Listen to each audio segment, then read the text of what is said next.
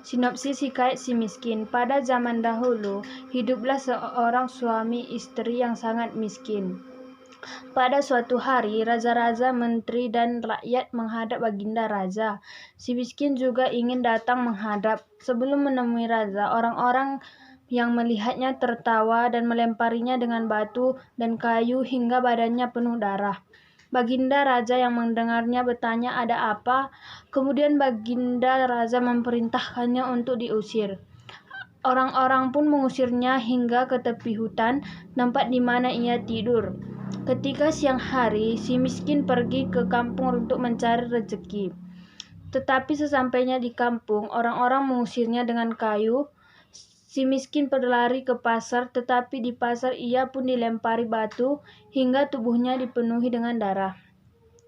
Sepanjang jalan, si miskin menangis dan kesakitan, hingga akhirnya ia sampai di tempat pembuangan sampah dan menemukan sepotong ketupat yang sudah basi. Dibakarnya ketupat tersebut dan lega rasanya. Tak beberapa lama, istri si miskin hamil 3 bulan. Sang istri ingin sekali makan buah mempelam yang ditanam di taman raja. Segera si miskin menolaknya dan istrinya menangis karena menginginkan buah tersebut. Si miskin berjanji akan membawakan buah tersebut. Istrinya pun berhenti menangis. Si miskin pergi ke pasar dan menemui pedagang buah, meminta buah tempelam yang sudah busuk untuk istrinya yang sedang hamil.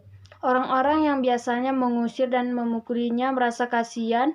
Mereka tidak hanya memberikan buah tempelam saja, tetapi memberikan buah-buahan, nasi, dan pakaian.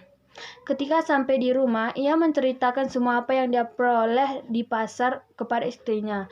Tetapi istrinya tidak ingin buah tempelam yang dari pasar, tetapi ia menginginkan tempelam dari tanam buah raja. Karena tidak tahan dengan istrinya, si miskin nekat menghadap Maharaja. Saat itu sedang mengadakan pertemuan. Si miskin meminta buah tempelam yang sudah jatuh untuk istrinya. Raja memberikan setangkai. Ketika ia sampai di rumah, istrinya sangat senang. 3 bulan kemudian, sang istri menginginkan buah nangka yang ditanam di taman raja. Si miskin pun pergi menghadap baginda raja dan bersujud memohon untuk buah nangka. Baginda raja pun memberikannya, hingga akhirnya sang istri melahirkan seorang anak laki-laki yang tampan. Mereka memberikan nama Markoramah, yang artinya anak di dalam kesukaran. Kemudian si miskin ingin membangun rumah untuk mereka bertiga. Ketika ia menggali tanah, ia menancapkan tiang dan dia mendapatkan emas. Dan dia berkata, emas ini tidak akan habis sampai nenek cucu kita nanti untuk dibelanjakan.